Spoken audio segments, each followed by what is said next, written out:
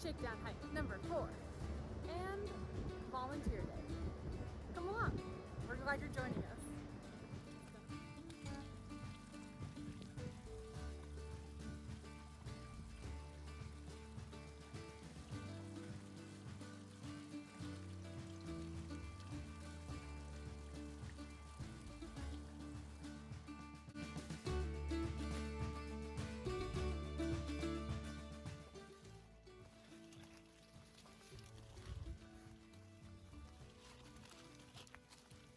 Where's Aaron at? There he is.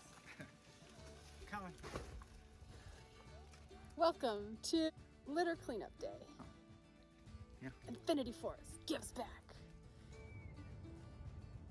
The morning started out sleepy and quiet as we woke up in a new town.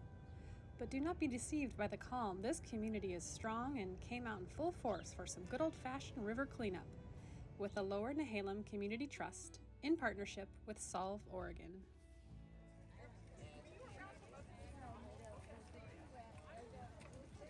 I was impressed with the number of volunteers that showed up, humans and canines alike.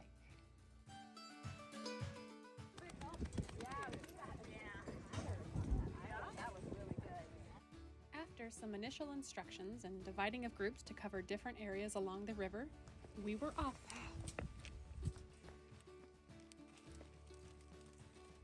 Armed with the ever-familiar trash bag and litter grabber, along with a can-do attitude, we all set out to comb the riverbanks for a morning of trash removal.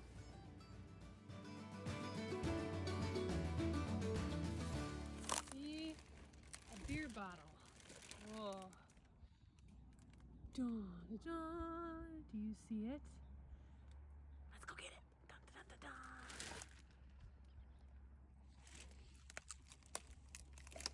I'm gonna get that. I also see some styrofoam. You're next, buddy.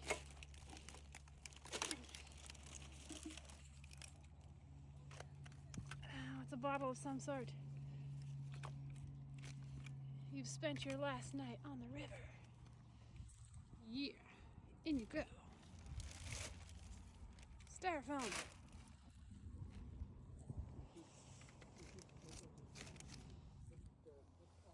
Like the raft line, don't they call it in the... So, this winter, would you presume that the water came up to where? Maybe, yeah. To all those who wonder about the straw situation, it is real, I am here to tell you. And I found one. Other things of note that I found along the way.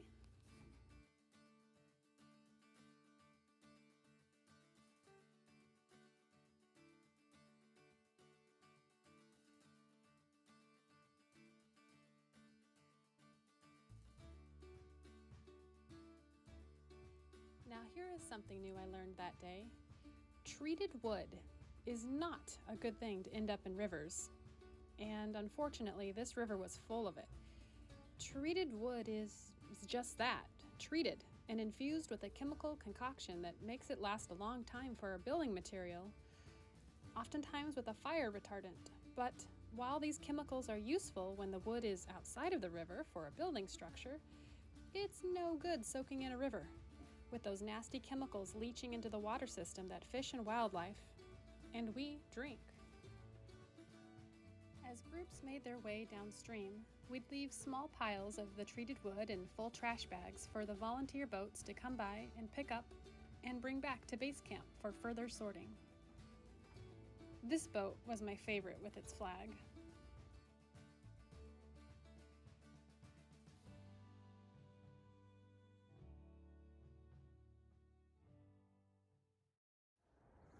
Okay, it's been about an hour of trash pickup, and so far it's been pretty good. One of the most beautiful days so far of the year, and right now you find me in a thicket along the side of the Nehalem River, and I'm just in a treasure trove for the last 10 minutes of trash finds. So far back here I found a dog ball, I found a flip-flop, I found 2 beer bottles, a plastic bottle, and a straw, and that's it. That's the last straw. we gotta do something about this litter situation. So we're out here doing do-gooding with a ton of other people, and the sun is shining and the birds are chirping. I saw a chipmunk. I'm in my happy place picking up trash. There's something about picking up trash. It's so fun. It's weirdly fun. You should try it. It's like geocaching, but for good. Scavenger hunt. Anyway, back at it. There's my bag. It's getting heavy now. Some of those beer bottles were halfway full. So, here we go. Get those arm muscles. Do you see it? Who spots what doesn't belong? There it is. My arch nemesis, the plastic can things. You're mine. Dun, da, da. That's something. You got me something? Huh? What'd you give me? Huh? Oh, honey. You shouldn't have. You're real good with these clippers. Get some flowers. Only when we're out picking up trash. Because we're the real dirt bags. Real hiker trash. Thanks for the flower, honey. Uh-huh. With bags full and new friendships formed, and tummies starting to rumble, we headed back to base camp, where the local eateries were out volunteering their part by proudly dishing up some of their warm and tasty dishes.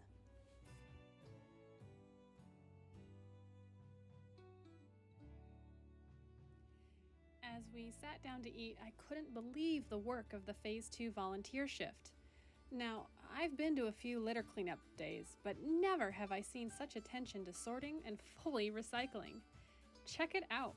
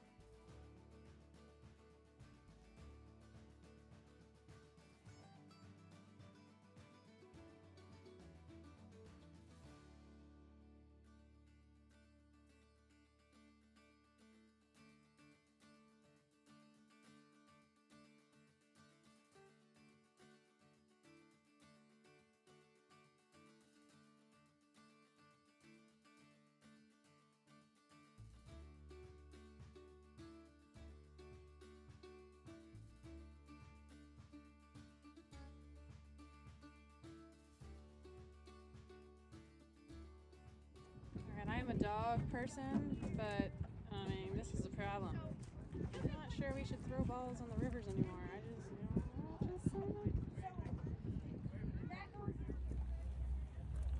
Two of these shoes I found. I was hoping that because they may Want to get involved? Look up a local litter cleanup day in your area. For our day today, we helped out with the Lower Nehalem Community Trust in partnership with Solve Oregon. Nehalem Community Trust's mission? To preserve land and nurture conservation values in partnership with an engaged community in the Nehalem region of the Oregon coast. Solve Oregon's mission? To bring Oregonians together to improve our environment and build a legacy of stewardship.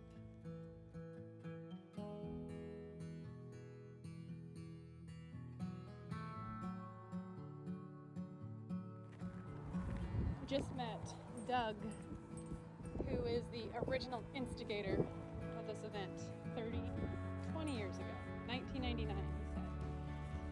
Yeah. For the Fish and Wildlife, he showed up with his harebrained idea and proposed it. And that year, 60 volunteers came. And it was the first year they'd done it. They pulled a ton of trash out of the Nehalem River. It was a 2-day event back then, 1999. Gale force winds, but people showed up. Rain and gale force. Here it it is again. Yeah, he said so many cool things.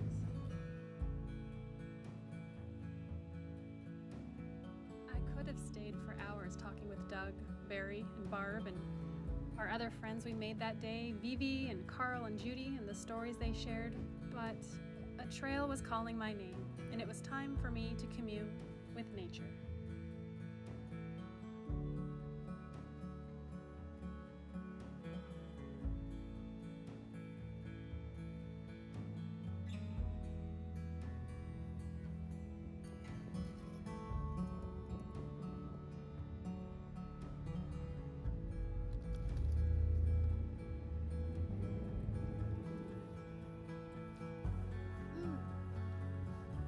Getting pumped up for some hiking. Just volunteering. Now some hiking.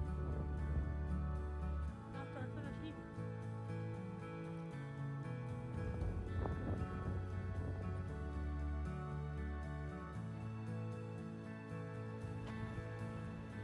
We're going there for the night. Come along.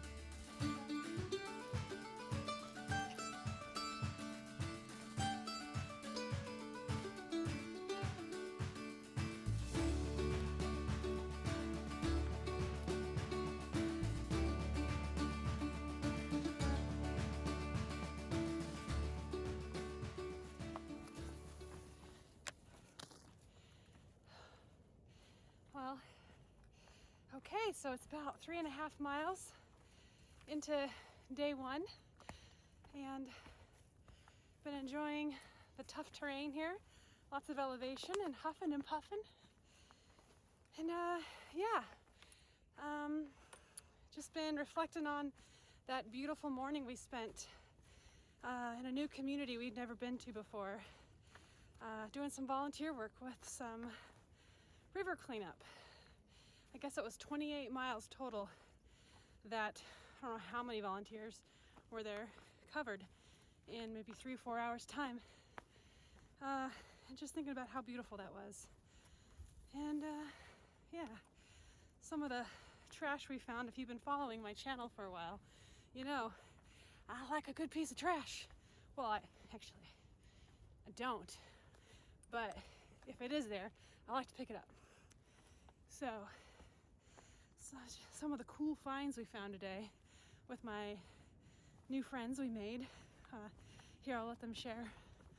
I found 2 flip-flops and a dog ball and one of those beer can plastic things that ducks get their necks cut on.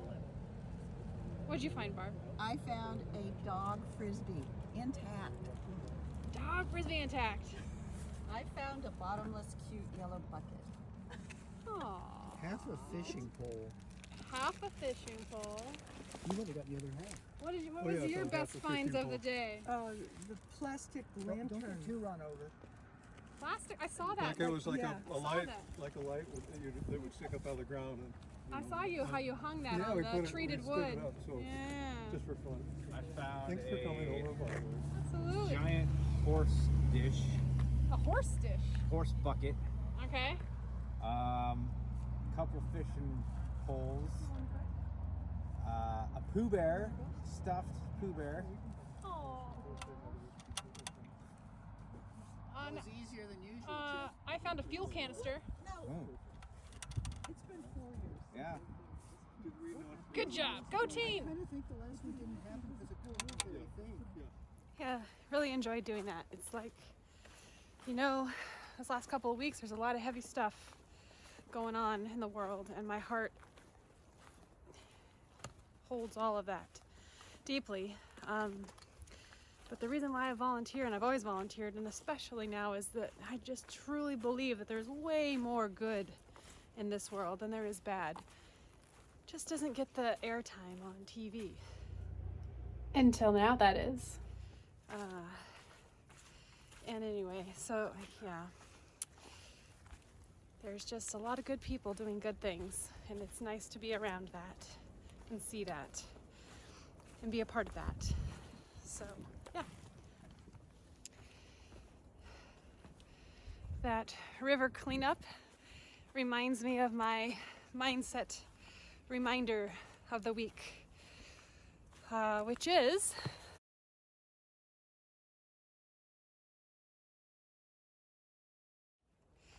focus on the good, right? Yes. While there is certainly a lot of knuckleheads out there in the world, there's also a lot of good. So be the good. Focus on the good. Not to discount or, ignore the bad. Certainly there's a purpose in holding space for that. But it's about where you lay your energy and your thoughts on. That's all. It's not to discredit or ignore the very real bad situations that may be going on in your moment or in your world or right now. But it's to hold space for that, but also focus on the good. Yeah, that says while I'm hiking, I'm reflecting on the day of volunteering and I'm focusing on the good. And something I will try to do on and off the trail when I run into challenges in life. Yeah, mindset, moment, quote of the week from the trail. What are some of your goods that you have observed or seen or witnessed or been a part of? I mean, tell me about it. Comment below. Tell someone else. Focus on the good. There's always something positive to remember. Also, this week, I understand, is the first week that PCT hikers have started out on their journeys. Starting March 1st, 50 people a day have started their journeys from the southern terminus to the northern terminus. And so I just wanted to say a huge, go get them to all of you out there starting your journeys. I'm thinking about you. I just think that's so beautiful. Every day, 50 people are departing from that one spot to head out onto a trail to find their own things and experience their own adventures and hike their own hikes. And I'm thinking of y'all and I can't wait to join you.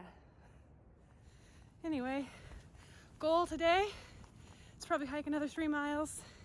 Shakedown hike number 4. We're gonna put up the tarp tents today for the first time in the field.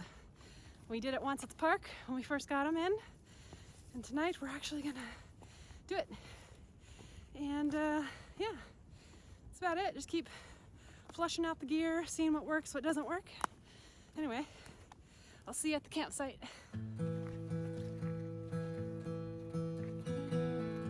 William Clark's journal entry from Tillamook Head.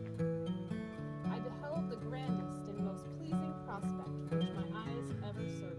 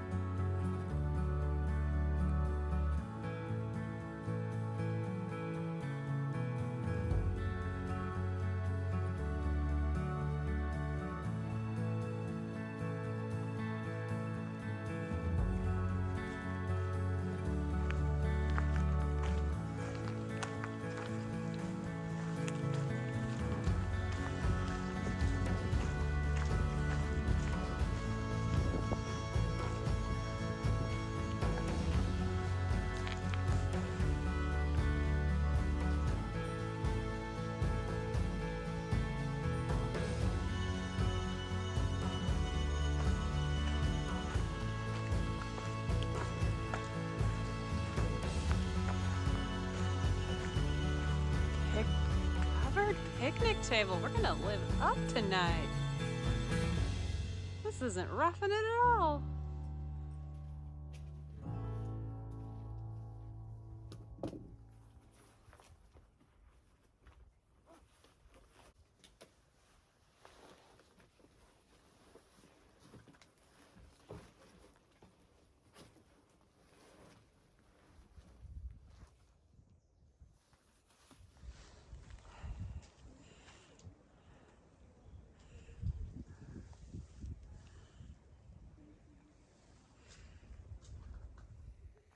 All right, what do you think? Should we do a little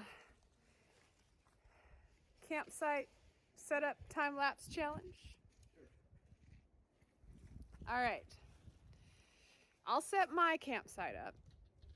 He'll set his up. And may the fastest person win. Comment below. Cast your vote for who you think's going to set their tent up first. I think we know the answer.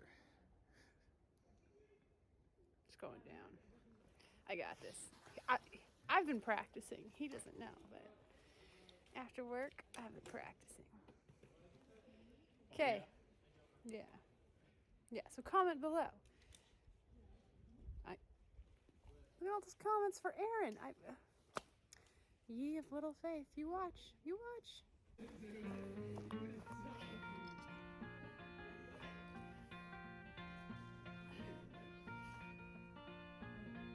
Oh. working out. I'm ready for this. All right, ready. Let's go. What does the winner get?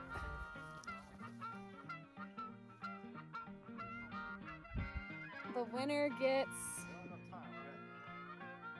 I get Aaron's breakfast or dessert if I win, and if he wins, I get his dessert. Works that way. All right. Ready? 3, 2, 1. Here we go.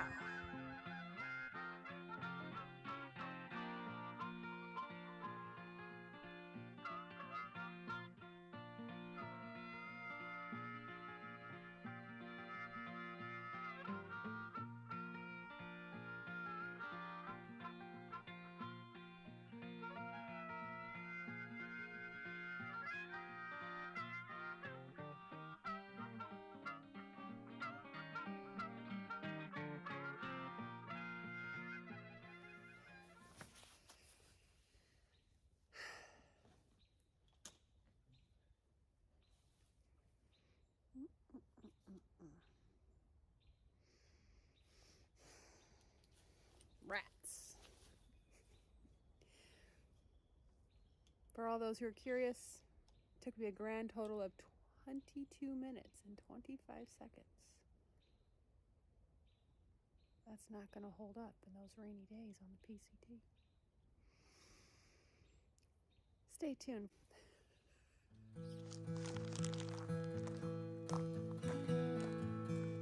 After setting up camp, we grabbed our food bags and walked a short distance to take in the sunset while cooking our dinners.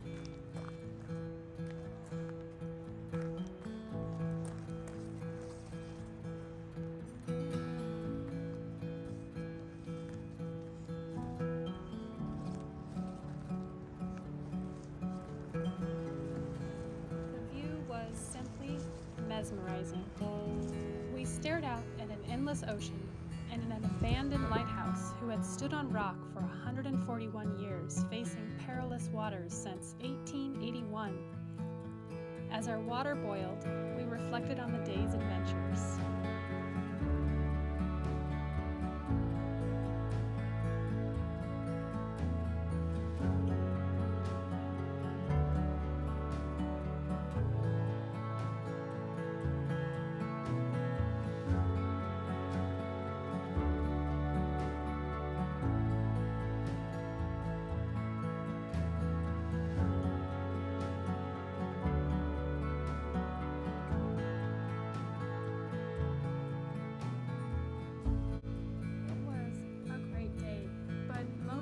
My mind wandered to the lighthouse below and how I felt somewhat connected to her. The final entry written in the lighthouse logbook when she closed in 1957, written by Oswald Alec, reverberating in my soul as I fell asleep later that night in my tent. I return thee to the elements, you, one of the most notorious and yet fascinating of the sea-swept sentinels in the world, long the friend of the tempest-tossed mariner. Through howling gale, thick fog, and driving rain, your beacon has been a star of hope, and your foghorn a voice of encouragement. May the elements of nature be kind to you. May your sunset years be good years. Your purpose is now only a symbol, but the lives you have saved and the service you have rendered are worthy of the highest respect. A protector of life and property to all, may old-timers, newcomers, and travelers along the way pause from the shore in memory of your humanitarian role.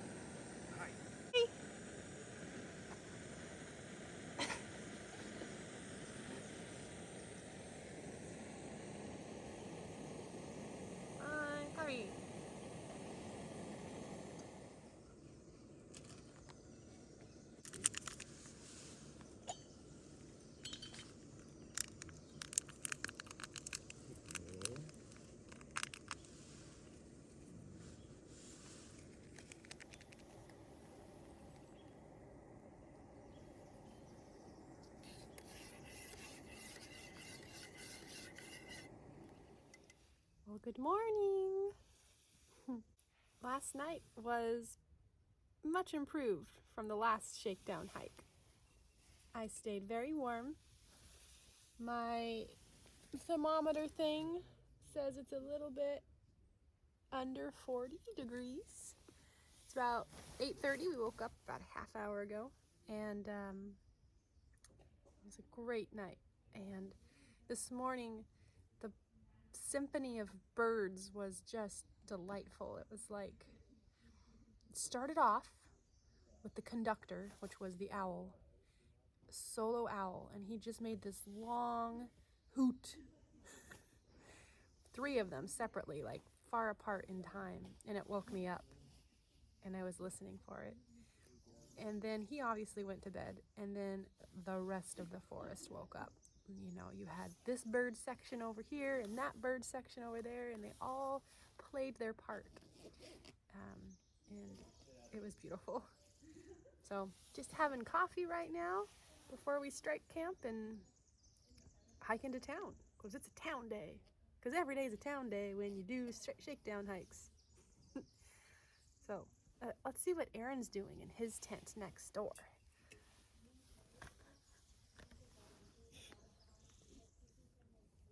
What you doing, honey?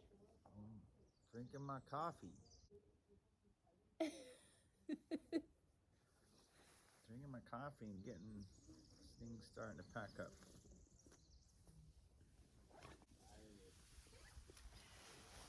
I'll give you an update on the tarps down the trail.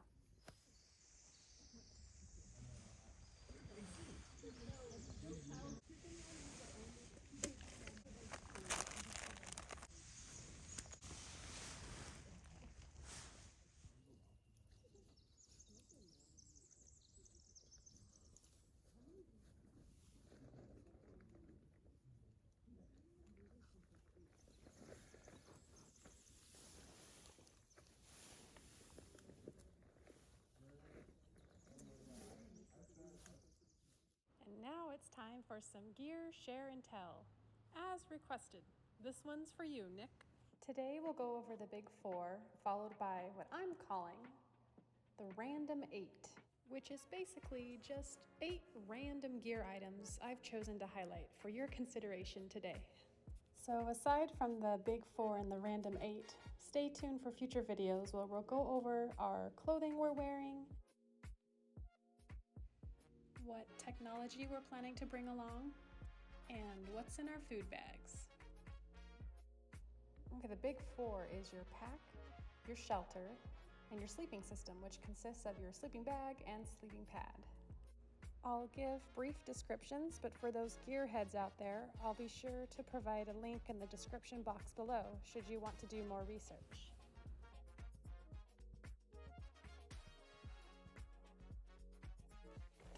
So for my pack, I'm using the REI Flash 55 Women's Extra Small Internal Frame Pack. Color, Castle Rock. It also comes in an olive oil green color. I've had this pack for about 2 years now. I really like it. There's lots of water storage with 4 areas, plus an internal water bladder spot for those long water carries in the desert. Choosing a pack, much like choosing any piece of gear, is very personal and unique to you. But for me, this pack has served me well, causing no rubbing or sores.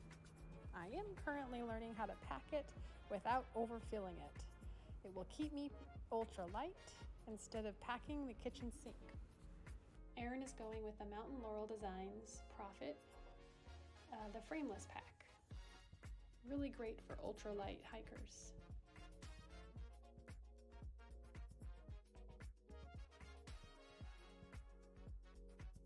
For our shelter system, we decided to go with a 2-part system setup. 1 part tarp, 1 part bivy sack. Let me explain. We went with a pair of his and her tarps from Mountain Laurel Designs called the Cricket Pyramids. We opted for tarps instead of a tent for the lightweightness of it all, but also for the durability. These tents require no added weight of those clumsy tent poles you have to put together and take apart, but instead you use your hiking pole for the pitch. The guy lines can easily be adjusted for the front beak of the shelter to adjust for winds and rain. And I will tell you, as a longtime four-walled tent person here, it took a lot of convincing on Aaron's part to get me to go in this direction, but after a recent 35 to 45 miles per hour sideways rain weekend trip we had, where I did stay warm and dry while only packing a shelter that could easily fit in my pocket, I'm a believer. Aaron sprung for the DCF material, which is the same thing that sails are made out of for sailboats, while I went with the regular sil nylon that this tarp comes with. They're both great. Lots of headroom and lots of legroom for wonderful views. What makes this shelter system work is that we're pairing it with a bivy sack, which is where we will sleep all snug as a bug inside our sleeping bags, free from mosquitoes and any extra drafts, thanks to this mesh zip-up section here.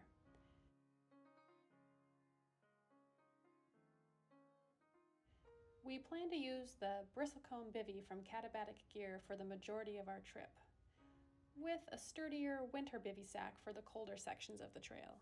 An added bonus to this lightweight tarp bivy shelter system setup is the option of cowboy camping under the starry skies whenever the weather allows. Tell us, are we dreaming of mini cowboy camping nights on the PCT, or is this a realistic option? We're rounding out the last part of the Big Four with our sleeping system, which includes the sleeping pad and sleeping bag setup.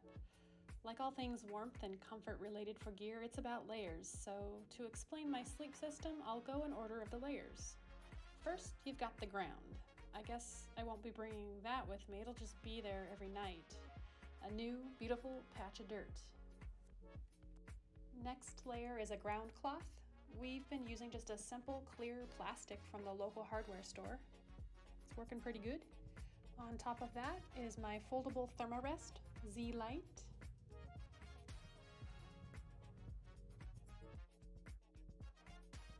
Next layer on top of that and stuffed into my bivy sack is my tried and true Thermarest EvoLite LG. This bad boy has been in my backpack since circa 2015 when I went on my first multi-day backpacking trip in the Three Sisters Wilderness. Aaron's sleeping pad is the Women's Sea to Summit Ether Light XT. Large. He keeps telling me it's good for side sleepers, but it sounds a bit like a rhinoceros in the night whenever he rolls over. Gotta love sleeping pads. And for the last layer in the sleeping system, it's the sleeping bags. We went for quilts instead of full bags from Powerhouse Company Enlightened Equipment. And again, it's about layers, so we have 2 bags each to layer up as needed depending upon the weather. This bag here is my Enigma Custom. It is my workhorse, which I'm relying on to keep me extra warm and has so far stood up to the task in a recent 12-degree overnighter. See previous video.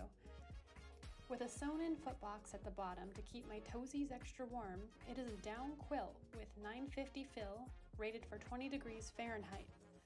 Length, regular, width, wide, color, burnt orange. 10D. Pro tip, did you know even the colors on your gear carry weight? Aaron talked me out of the teal color one for this very reason. This other bag is my Enigma Apex Custom. Again with the sewn-in toe box, it is my la-di-da summer night synthetic quilt rated for 40 degrees Fahrenheit. Regular and wide, color purple, 10D.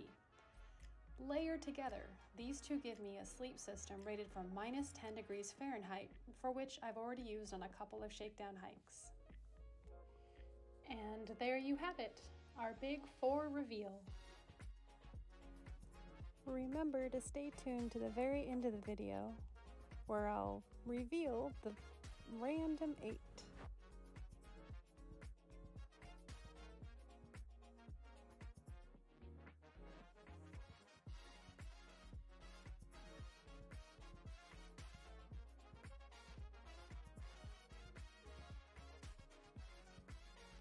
And now back to your regularly programmed Adventures with Aaron and Carly. Where were we? Oh yeah, finishing breakfast and getting ready to strike camp. Time to practice some leave no trace principles.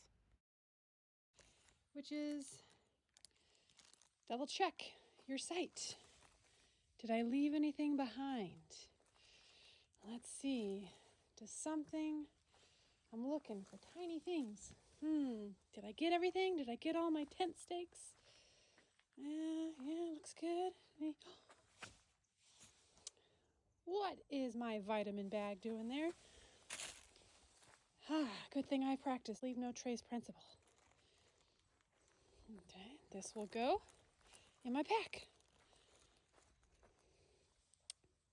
Maybe I will go beyond and see if someone else left a trace behind before we head out. Good idea. Just looking for other traces left behind. There we go. There's a great example. Tear aid patch. Patch kit. Someone's patch kit. That doesn't belong there. You'll come home with me. And then these are the trickier ones that you leave behind. It's like, do you see that? Tiny plastic. Microplastics are all over the oceans. Pick those up. Now here's an example of a campground that is not looking good. We've got a fruit cup. Now,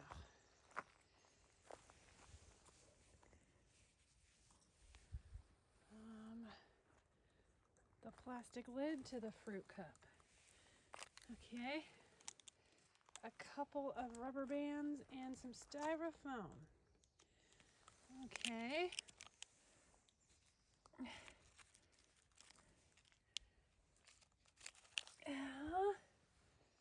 And some more big styrofoam. I've got my work cut out for me in this campground. Aaron says we have to go, so I will get what I can and move on.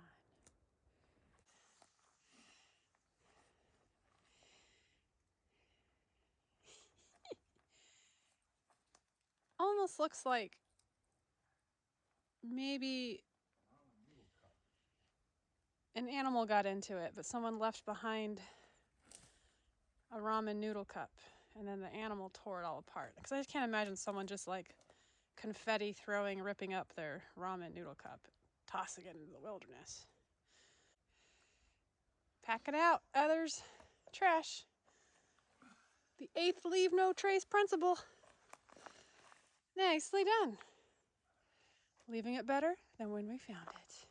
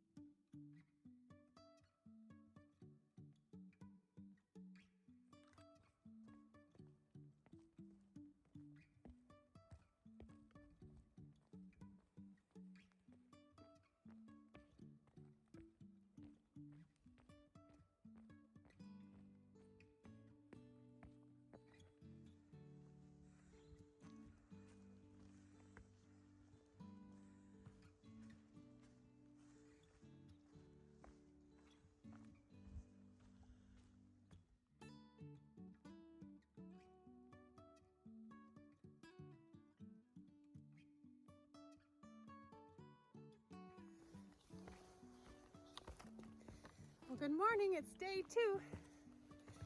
We're in the first mile, the wake-up mile of the morning. And feeling good. We're gonna do 10 before 10. Oh, just kidding. It's after 10. We enjoyed ourselves at camp. Anyway, today is town day. So 6 miles to town, where we hope to get eggs Benedict or an omelet. So that's all we have. We'll see. Not though, 'cause it took so long. Oh, they serve. The towns are like 2. We're not gonna get till town to 2, but they serve breakfast all day long. It's a magical town. But, oh man, say goodbye to that beautiful lighthouse.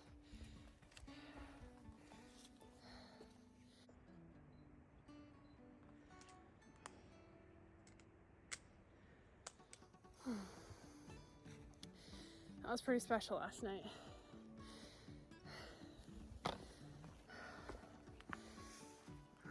All right. Let's see how we do on the way back.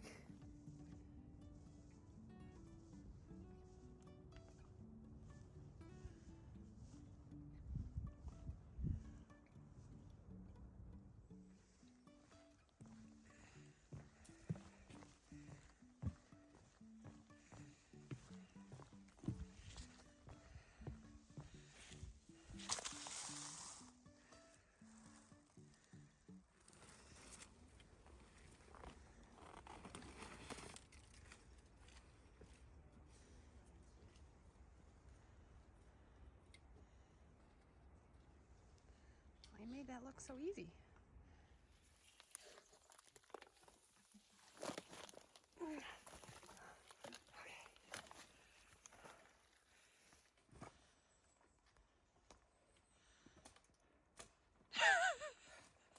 Don't.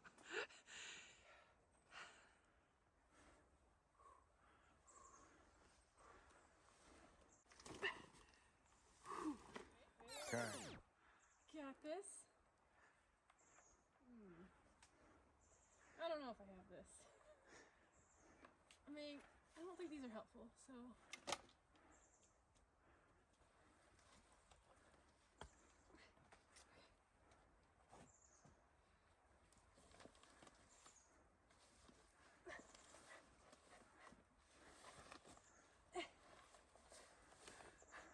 Wait, gotta stick the landing.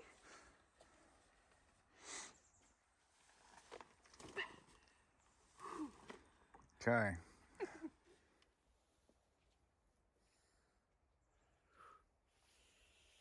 Just a little bit of blowdown. Nothing to, just a little bit of blowdown. A little bit of blowdown. Nothing we can't handle. All right. Thank you to the trail maintenance crew and reminding me to sign up for another trail day. I'll be out there soon.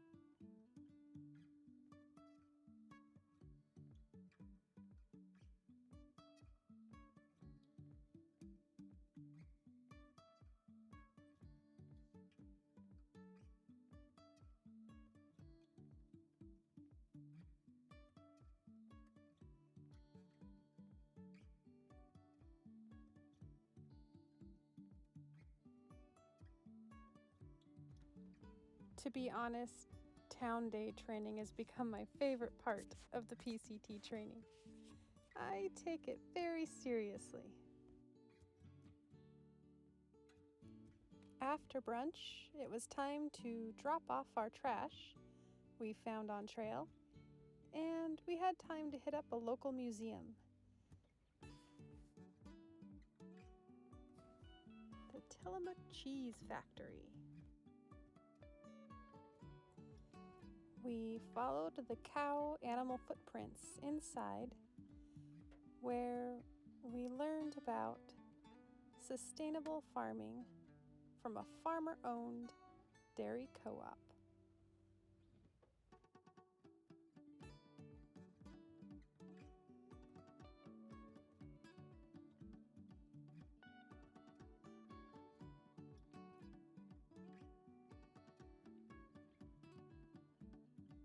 We learned about the cheese making process.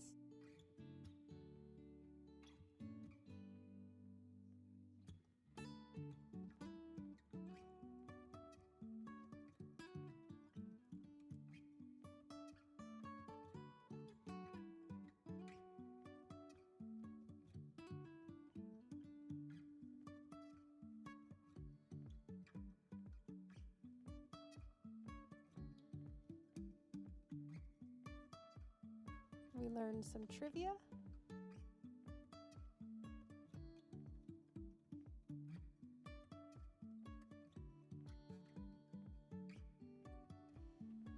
And I really dug into the historical pictures.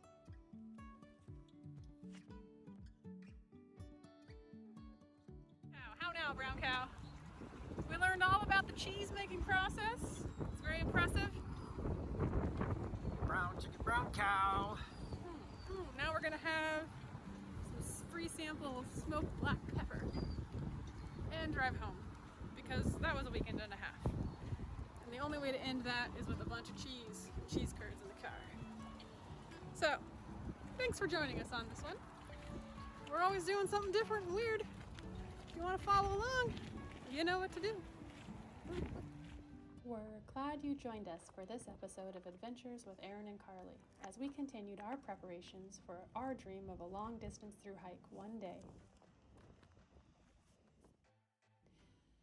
where we spent some time in a vibrant community, making new friends while getting some hiking miles in at a litter cleanup day before setting out for Shakedown hike number 4, where we got yet more miles under our belts, this time with some technical, rocky, rooty terrain and some elevation, practiced setting up our tarps,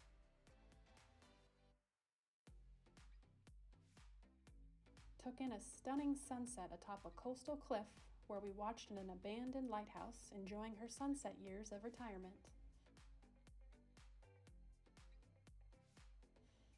We practiced some good old town food eating, thanks to Sandy, our kind waitress that day, and finally got our learning on about all that it takes to make that tasty cheese that we'll be consuming blocks of while we're on trail. Until next time, friends, happy trails. And remember, life's a journey, so hike on.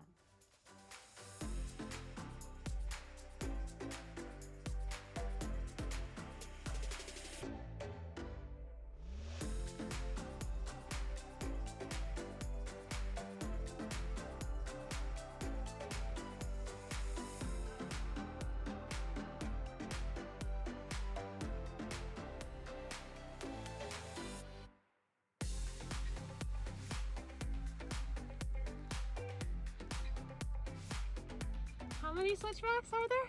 17. Will you give 17 switchbacks? I just remember in the description. I don't know when it was or what. Will you give me a payback on a switchback? No. Just one. Nope. It's just gonna be your pack, me, and my pack. You can do it. I guess that's a no. I eat switchbacks for breakfast. I had 2 this morning while you were still sleeping. You didn't even know. They're like flapjacks, but tastier.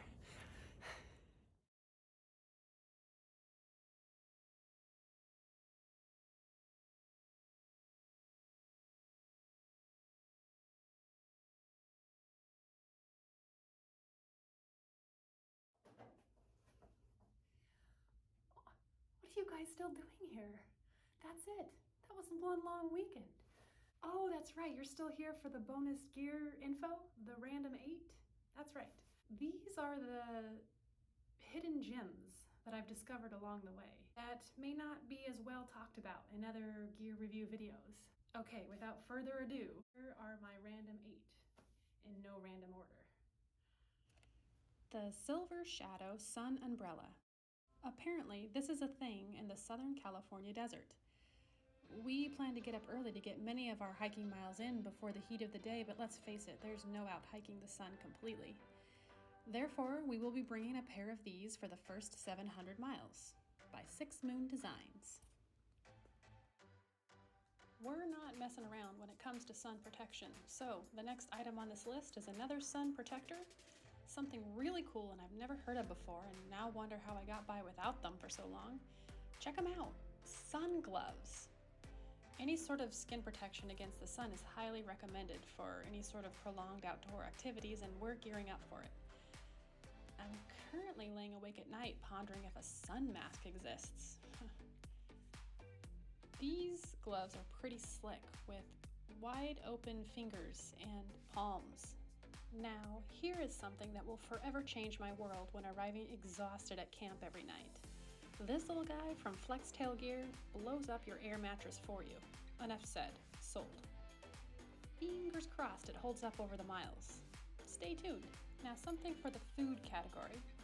Getting my veggies in while on trail won't be nearly as much of a problem as I had originally thought, thanks to these two amazing food companies, Wild Zora and Poshi.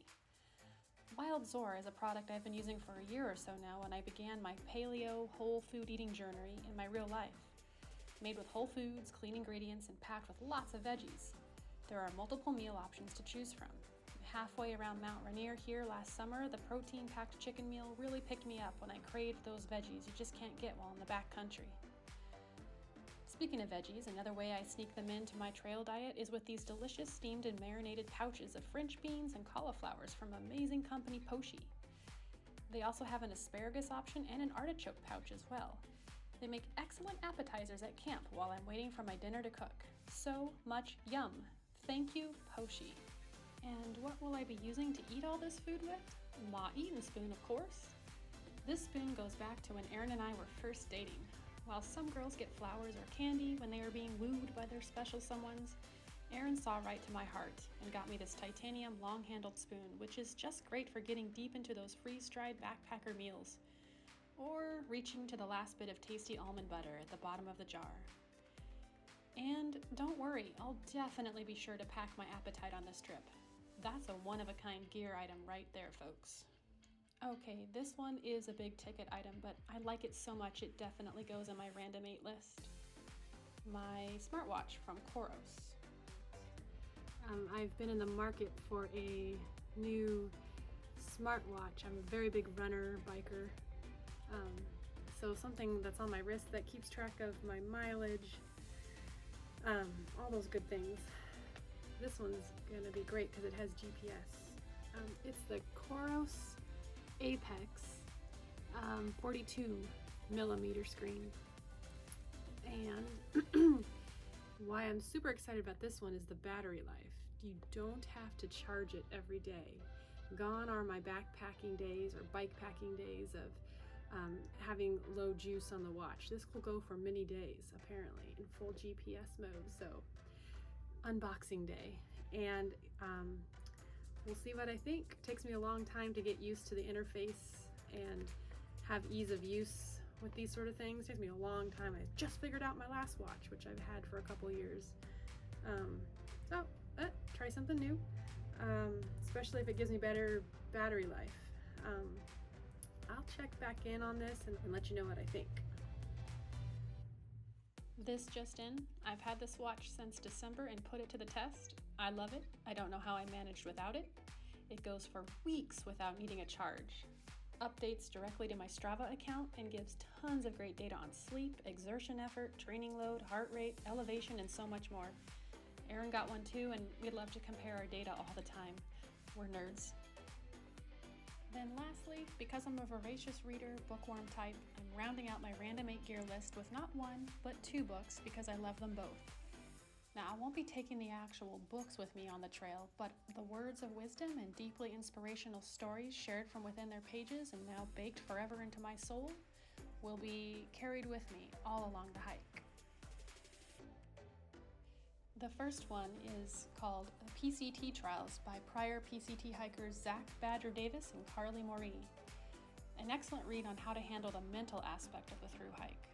While there's a ton of literature on how to physically prepare for a challenge such as this, there is hardly anything on the shelves about how to handle the psychological side of thru hiking. I cannot recommend this book enough. Thirst by Heather Anish Anderson, also known as The Ghost, when she set a record for the fastest known time hiking the PCT in 60 days, beating previous record holder Scott Williamson, is a fantastic read. Heather is also known for hiking all 3 major thru hikes in the United States in 1 year: the Appalachian Trail, the PCT, and the most challenging Continental Divide Trail. In 1 year, people. And holy cow, can I say this book was inspirational and just so relatable for me. Nearly everything she shared, from her upbringing to her past relationships to just her humble and quiet, reserved nature, just resonated with me in a way I don't think anything quite has before. Reading this book affirmed that I'm indeed on the right path. Thank you, Heather, for bravely sharing your story, showing others how to listen closely to your own truth, and then how to bravely live an authentic life that may look different, but no less than what is considered, quote, normal. And then for honoring yourself and disappearing back into your own world like the true, inspirational, introverted ghost that you are.